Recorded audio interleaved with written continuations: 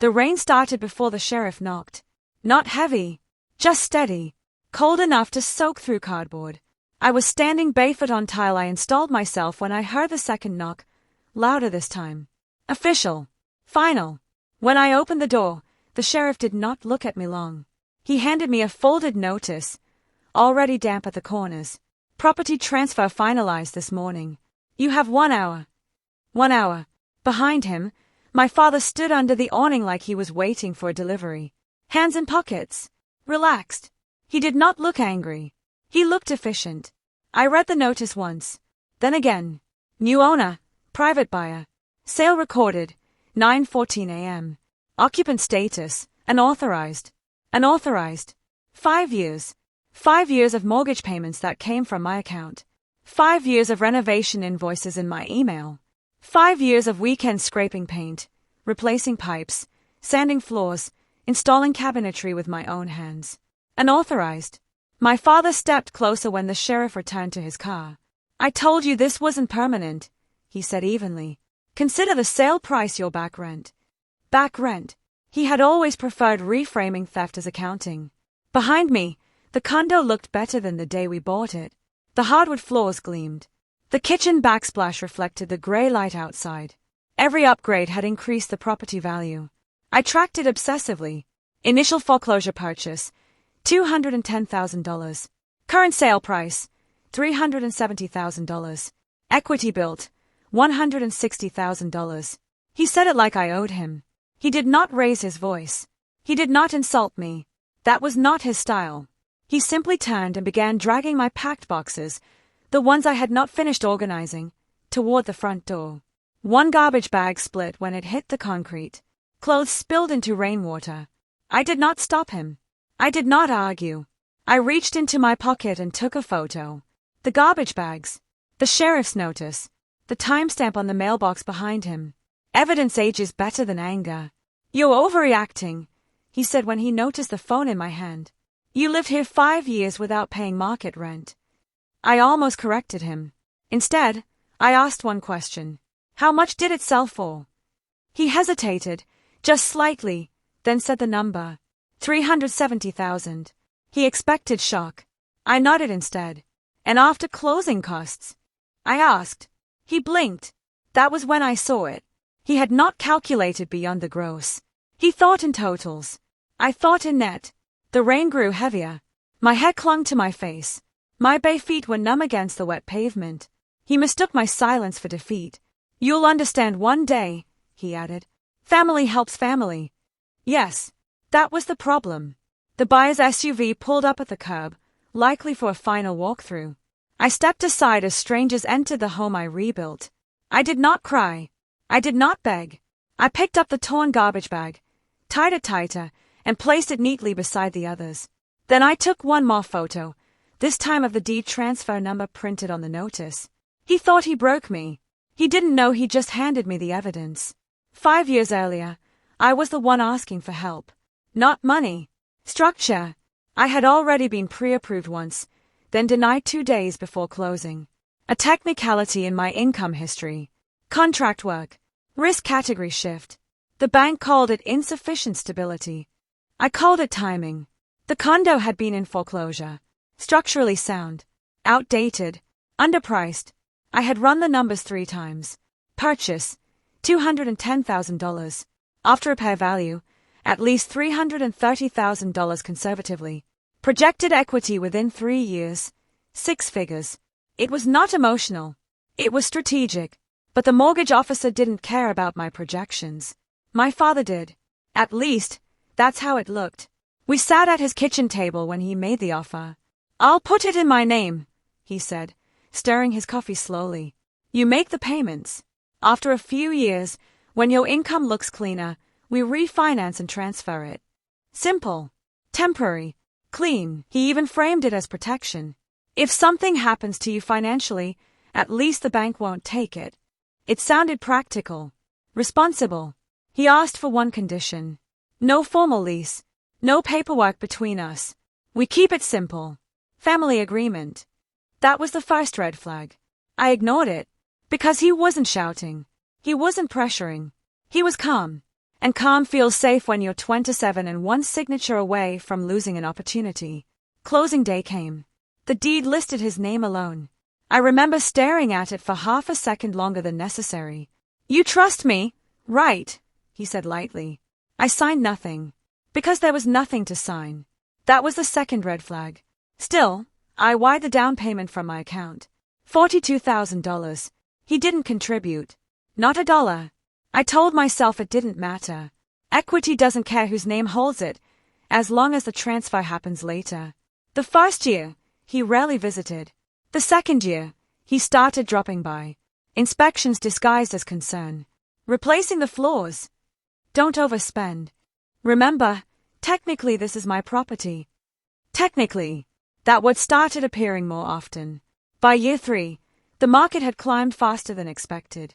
The value was already pushing past $340,000. I suggested refinancing. He waved it off. Interest rates aren't ideal yet. Year 4. Let's wait until the market stabilizes. Year 5. He stopped saying we. He started saying I. I've been thinking about selling. That was when I checked the property tax portal for the first time in months. Owner, him. Mailing address, updated. Not mine. I confronted him once, gently. You still plan to transfer it, right? He smiled.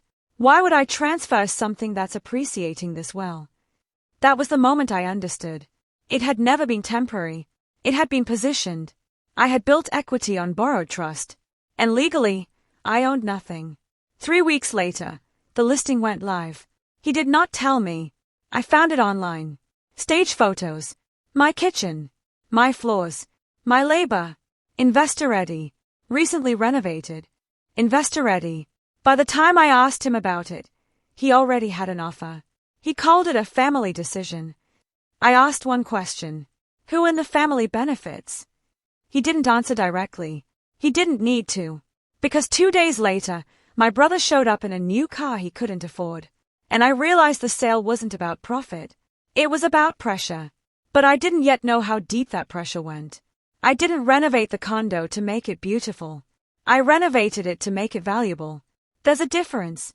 The first night I slept there, the ceiling fan shook so hard it sounded like it might detach. The kitchen cabinets were swollen from humidity. The bathroom tile was cracked in 3 places. Most buyers would have called it livable.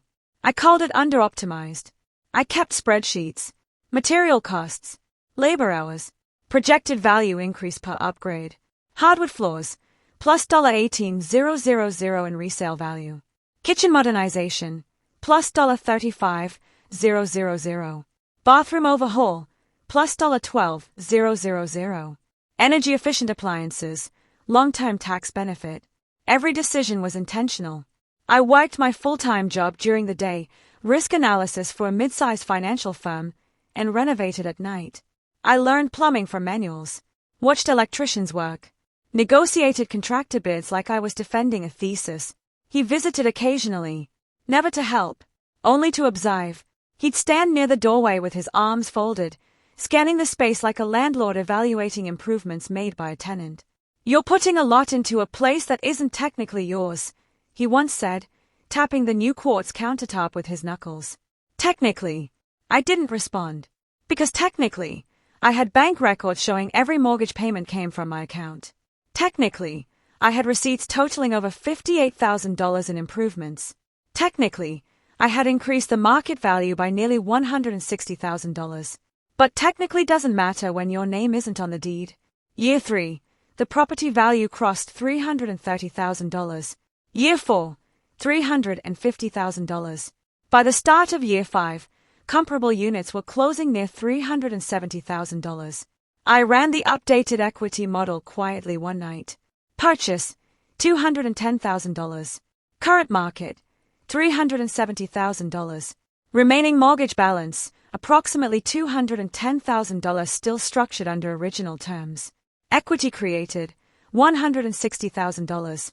My equity, built through labor, paid through my account. I printed the report and placed it in a folder labeled Transfer Planning. I never got to use it.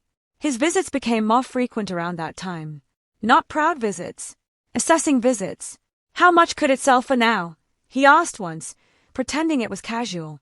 Depends on the buyer, I replied. He didn't like that answer. He wanted certainty. A figure he could carry somewhere else. That was when I started noticing something else. He was distracted. Phone buzzing constantly. Stepping outside to take calls. Lowered voice. Short sentences. One evening, I overheard a word through the hallway.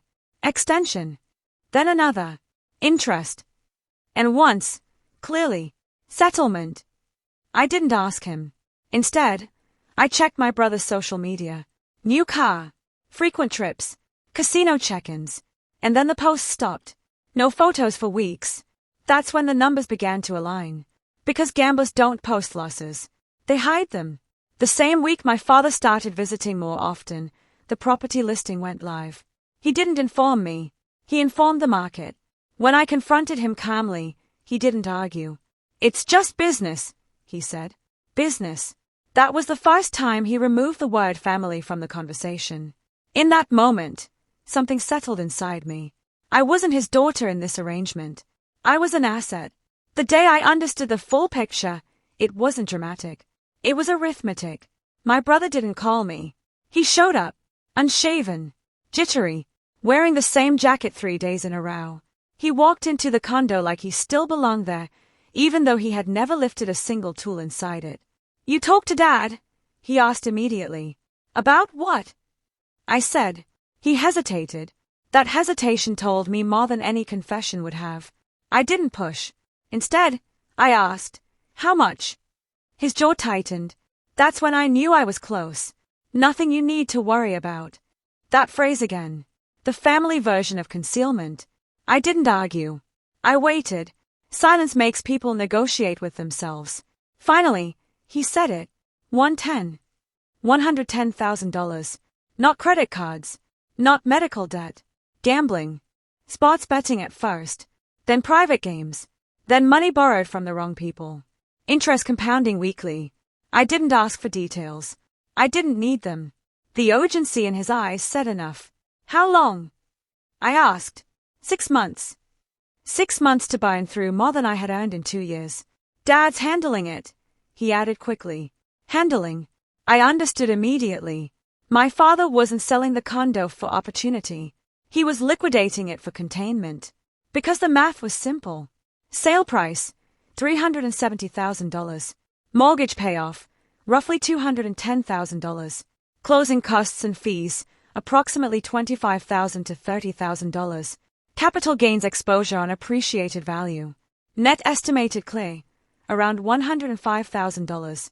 Just enough to settle $110,000 in gambling debt after negotiations. He hadn't told me because he didn't want permission. He needed liquidity. I looked at my brother for a long moment. You told him to sell it, I said quietly. He didn't deny it. He didn't have to. That was when something shifted internally. Not rage. Clarity. He didn't sell my house because he hated me. He sold it because he loved him more. Favoritism doesn't announce itself loudly.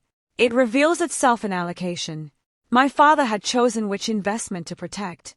And it wasn't the one with spreadsheets. It was the one with blood. Or what he believed was blood. The next morning, the sheriff arrived. The next afternoon, the buyer toured. The next evening, I was standing in a motel room that smelled faintly of detergent and old carpet. One bed, one lamp, one desk. I placed my laptop on the desk. Not to cry, to calculate. Because if he thought this ended with eviction, he misunderstood who he raised.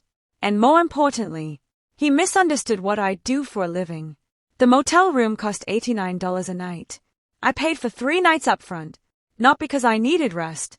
Because I needed quiet. The desk was narrow. The Wi-Fi was slow. The air conditioner rattled every 12 minutes. None of that mattered. I opened my laptop and logged into the county property records portal. Search. Property address. Status. Closed.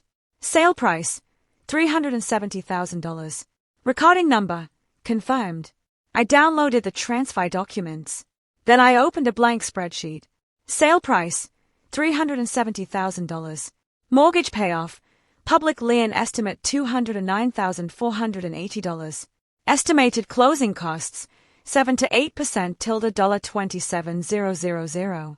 Projected net before taxes $133,000. Then I factor capital gains. Because he never lived there.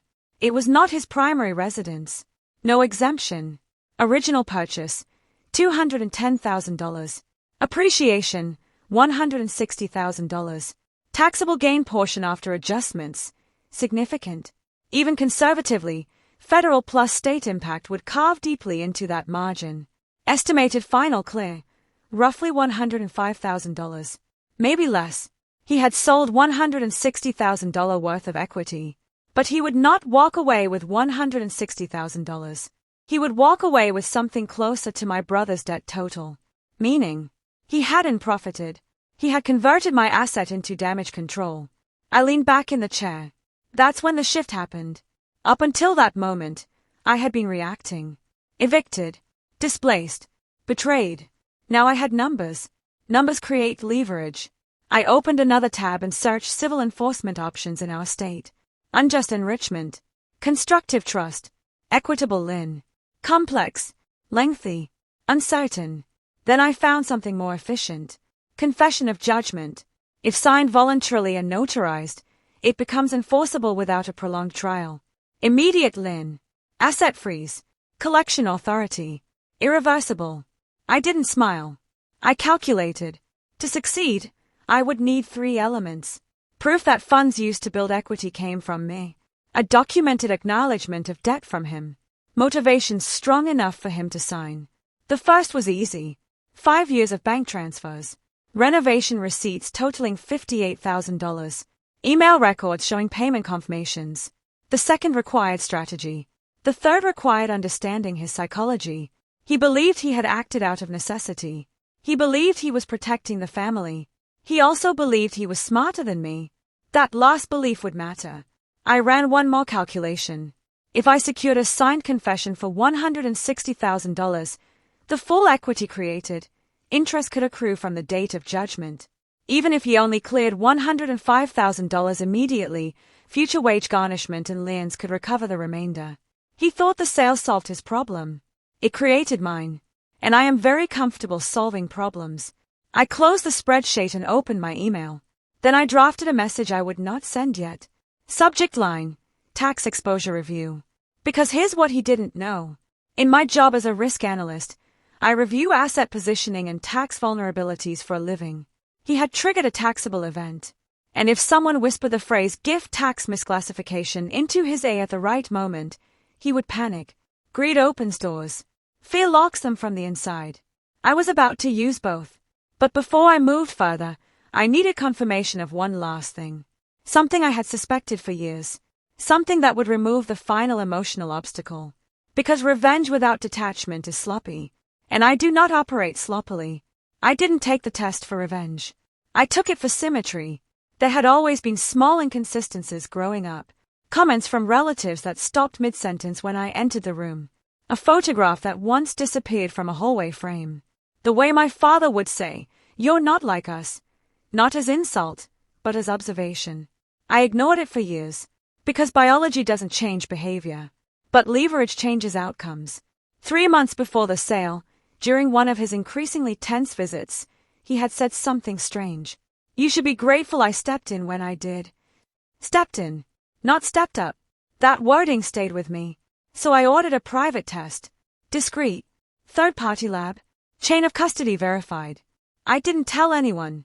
When the results arrived, I didn't open them immediately. I left the envelope on my desk for 2 days. Because once something becomes fact, you can't return it to suspicion. The motel desk was smaller than my one at the condo. But it was steady. I slit the envelope open carefully. Probability of paternity, 0%. Not low. Not uncertain. 0. For a moment, I felt nothing. Not grief. Not anger. Relief. Because now the allocation made sense. Favoritism wasn't subtle emotional bias. It was investment protection. He hadn't chosen between 2 children. He had chosen between blood and liability. And I had been liability. The clarity was surgical. It removed hesitation. Up until that point, there had been a small internal restraint, a voice that said, is still your father. The document in my hand corrected that assumption. He was a man who had leveraged my labor for 5 years. That was all. I scanned the results and encrypted the file. Then I printed a clean copy and placed it inside a neutral envelope. Not dramatic, just prepared. Because this wasn't about exposing him publicly. It was about shifting power privately. I didn't owe him mercy anymore. Revenge fails when it feels like revenge. It succeeds when it feels like relief. I didn't need him afraid of me. I needed him comfortable. The capital gains liability was real. That part required no fabrication. Selling a non-primary residence with that level of appreciation creates exposure. And exposure creates anxiety, especially for someone who never reads the fine print. But anxiety alone wouldn't make him sign anything binding. Greed would, so I built the framework around both. Step 1. Position myself as solution, not threat. I drafted a simple financial memo, neutral tone, professional formatting. Header: Preliminary tax risk assessment. Inside, I outlined 3 potential issues. Capital gains impact. A documentation of renovation funding. Potential reclassification risk if equity contributions were later interpreted as undocumented gifts. The third bullet was the key.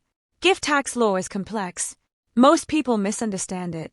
The phrase itself sounds expensive. I didn't need it to be accurate in the way he would interpret it. I needed it to feel dangerous. Step 2. Create a repayment structure that looked protective. I prepared a document titled Voluntary Equity Reconciliation Agreement. Language: clean, measured, non-accusatory.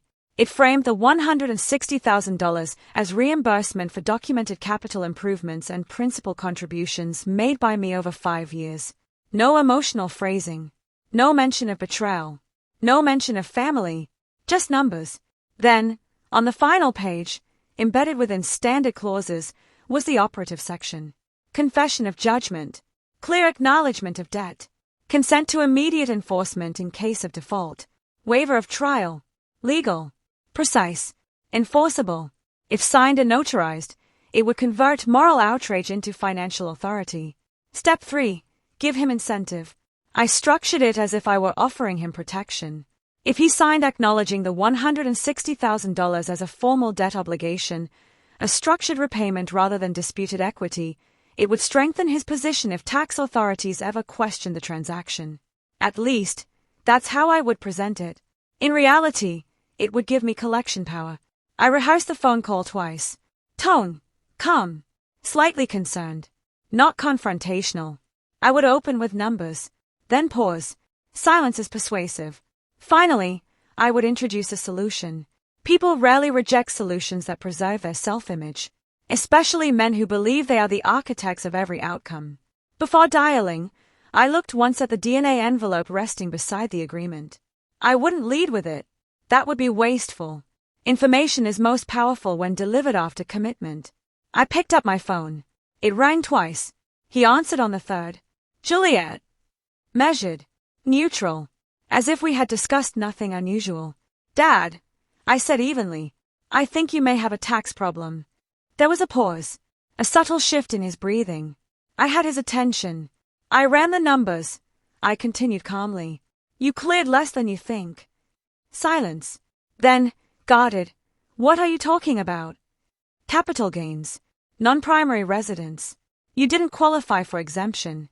After payoff, closing costs, and tax exposure, you're probably sitting closer to 105. He didn't respond immediately, because he was calculating whether I could be right. I let him. Then I added, softly, if someone ever questions the source of the renovation funds, it complicates things further. That did it. What source? His voice sharpened. All 5 years of payments came from my account. All improvements were funded by me. On paper, that can look like undocumented transfer activity. I didn't say fraud. I didn't say audit. I let his imagination supply those words. That's ridiculous, he said, but it was thinner now. Maybe, I replied. But if it were reviewed, it becomes messy. Another pause. This one longer. Then the question I had been waiting for. So what are you suggesting? I leaned back in the motel chair. I can structure it as reimbursement instead of contribution. He didn't understand immediately. So I explained. If you formally acknowledge that the $160,000 equity increase was billed through my documented financial input, and that it represents a debt owed to me, it reframes the transaction. It protects you. Protects you. The right phrasing matters. Why would I owe you $160? He asked carefully. Because that's the measurable appreciation created during occupancy. If questioned, you can show repayment structure instead of disputed enrichment. I made it sound administrative, corrective, not punitive. And what do you get? He asked. There it was. Greed doesn't ask why. It asks what's yours.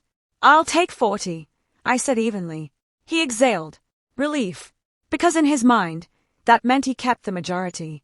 You're asking for 40,000, he clarified. Yes. Structured over time if necessary.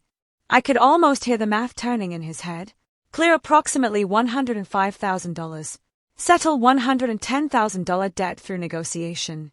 Pay daughter $40,000 gradually. Avoid potential scrutiny. In his mind, he was still winning. You'd help me set this up? He asked. Yes. Another silence. Then, we should do this properly. Of course we should. I agree, I said. We'll sign it in front of a notary. Clean documentation. No confusion later. No confusion later. He liked that. Control disguised as clarity. When? He asked. Tomorrow afternoon works.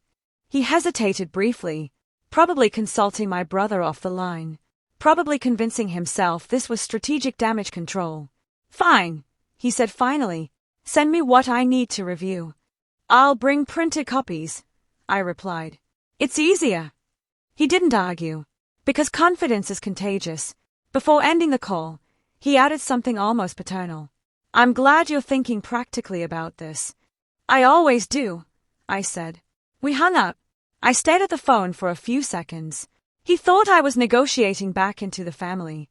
He thought I was accepting partial restitution. He thought he was managing risk. He didn't realize he had just agreed to create enforceable liability.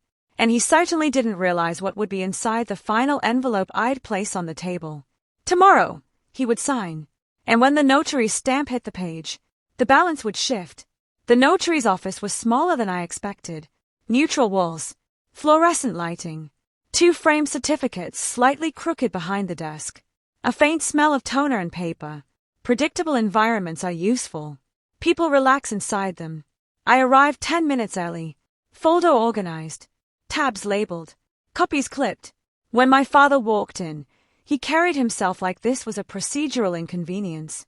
My brother followed half a step behind him, restless, scanning the room like someone who expects confrontation. There would be none. Juliet, my father said with a thin smile. Let's make this quick. Of course. The notary, a woman in her 50s with rectangular glasses and no visible patience for theatrics, checked our IDs carefully. Are all parties signing voluntarily? She asked. Yes, my father answered before I could. Voluntarily. Important word. We Saturday. I slid the document across the desk. Title page visible. Voluntary Equity Reconciliation Agreement. He skimmed the first page, then the second. I had structured it cleanly. Section 1. Acknowledgement of financial contributions made by Juliet over 5 years. Itemized totals. Section 2. Recognition that appreciation of $160,000 derived from those contributions. Section 3. Agreement that said amount constitutes debt owed. Section 4. Structured repayment terms. He stopped at the repayment section. I thought you said 40, he said quietly. I did, I replied. That's what I'll collect immediately. He frowned slightly. The full amount is formalized for documentation purposes. It strengthens your position. I kept my tone clinical. The notary glanced up briefly, uninterested in the subtext. He flipped to the final page. There it was. Confession of judgment. Clearly labeled. No concealment. No trick formatting. He read it. Slowly. My brother shifted in his chair. This says if you default she can enforce without trial, he muttered. It's standard protection language, I said calmly. Only relevant if terms aren't honored. I looked directly at my father. You plan to honor them, correct? A test of ego. He straightened slightly. Of course. Pride is the easiest lever. The notary interjected. Sir, by signing, you acknowledge this debt and consent to enforcement if unpaid. Do you understand? Yes. Are you signing freely? Yes. No hesitation. He picked up the pen. For a fraction of a second, I watched his hand. Steady, confident. He signed his name in full. My brother signed as witness. I signed last. The notary reviewed each page carefully. Then she pressed the stamp down. The sound was soft, but final. Ink met paper. Date. Seal. Signature. Enforceable. I closed the folder slowly. No celebration. No visible reaction. My father leaned back in his chair. Good, he said. Now this is handled. Handled. I reached into my bag and removed one final envelope. Unmarked. I placed it gently on the desk between us. There's one more thing, I said evenly. He looked at it, mildly irritated. What now? Just context. He opened it and began to read. He didn't understand what he was looking at first. His eyes moved across the header, the lab name, the certification block. Then they stopped. Probability of paternity, 0%. He read it again. My brother leaned closer. What is that? He asked. I didn't answer him. I watched my father. His face didn't collapse. He wasn't dramatic. He simply blinked, once, like a calculation had failed. This is a mistake, he said quietly. It isn't, I replied. The notary shifted slightly in her chair but said nothing. This wasn't her jurisdiction.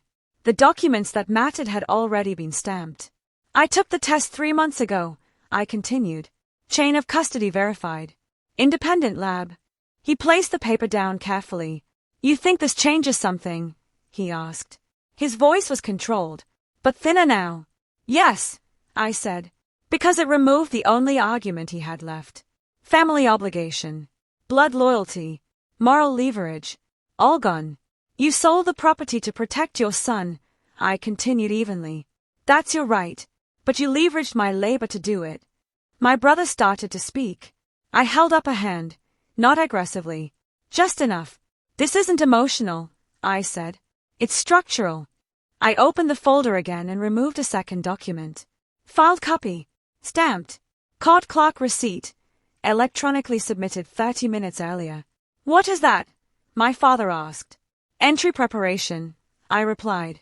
Because the confession of judgment we had just notarized. I hadn't waited. The moment he signed, I scanned and transmitted it to my attorney, who had been on standby since morning.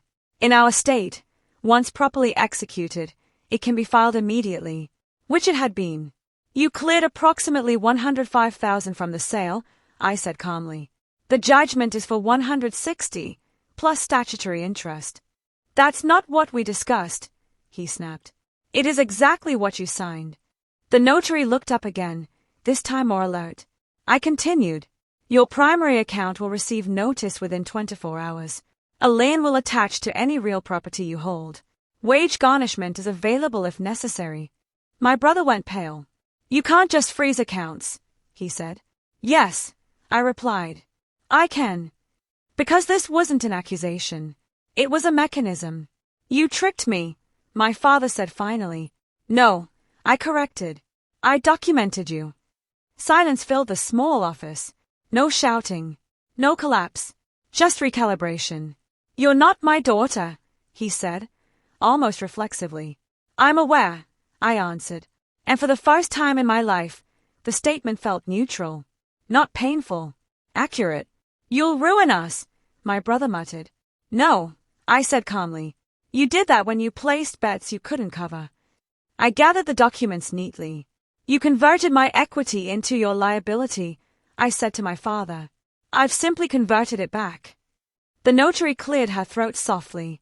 If there's nothing further, I'll need the table. Professional. Detached. I stood. So did he. For a brief second, we faced each other. No anger left in me. No pleading in him. Just consequence. Within 24 hours, the accounts would freeze. Within days, the lien would record. And the structure he believed he controlled would shift under his feet. The balance had moved. Quietly. Irreversibly. The notice hit his primary bank account the next morning. Temporary administrative freeze pending judgment processing. He called once. I let it go to voicemail. The second notice arrived 2 days later. Lynn recorded against any current and future property holdings in his name. Public record. Irreversible without satisfaction of debt. My attorney forwarded confirmation with a single line. Enforcement active. By the end of the week, I received the first wire transfer. $78,000. Nearly everything liquid he had cleared after settling a reduced portion of my brother's debt. Because here's what gamblers forget. Creditors prefer partial payment now over theoretical payment later. He had negotiated my brother's $110,000 down. But not enough. Interest on the judgment began accruing immediately on the remaining balance. 30 days later, wage garnishment paperwork was initiated. He tried once more to negotiate. Let's settle this privately, he said over the phone. It is private, I replied, because there was no court battle, no media, no public humiliation, just numbers moving through legal channels. My brother disappeared from family gatherings first, then from the city entirely. I heard through a distant cousin that he relocated south. Cheaper rent. New start. My father held out for 4 months before the second consequence landed. The lane complicated refinancing on his own home. He attempted to leverage equity there. Denied. 6 months after the notary appointment, he listed it. 3 weeks later, it sold. The remainder of the judgment cleared in full, plus accrued interest. My attorney sent a final document. Satisfaction of judgment filed. Closed. Not forgiven. Collected. I didn't feel triumph. I felt equilibrium. The money that had been extracted from my labor returned, not as inheritance, not as apology, but as enforcement. And once the balance sheet settled, something else shifted internally. There was no family left to navigate. No expectation. No obligation. Just clean lines. The new condo is smaller. 800 square feet. Top floor. Corner unit. Efficient. The purchase process took 23 days from offer to closing. This time, the deed lists one name. Juliet Marin. No co-signer. No temporary arrangement. No technicalities. I reviewed every line before signing. Not because I was anxious. Because ownership deserves attention. The equity I recovered covered the down payment in full. I structured the mortgage conservatively. Fixed rate. Predictable exposure. No reliance on anyone else's credit profile. The first night after closing, I didn't unpack immediately. I walked through each room slowly, checked the windows, tested the locks, measured the light. Then I opened the small hardware box I'd brought with me. Inside was a new deadbolt, matte black, reinforced strike plate. I installed it myself, not because the existing one was weak, but because I prefer mechanisms I understand completely. When it clicked into place, the sound was solid, contained. I locked the door from the inside and stood there for a moment. No rain, no garbage bags, no witnesses, just quiet. My phone buzzed once on the kitchen counter. Unknown number. I didn't check it. Some structures don't need revisiting. I turned off the lights, walked to the bedroom, and closed the door gently behind me. This time, when I slept, everything inside those walls belonged to me.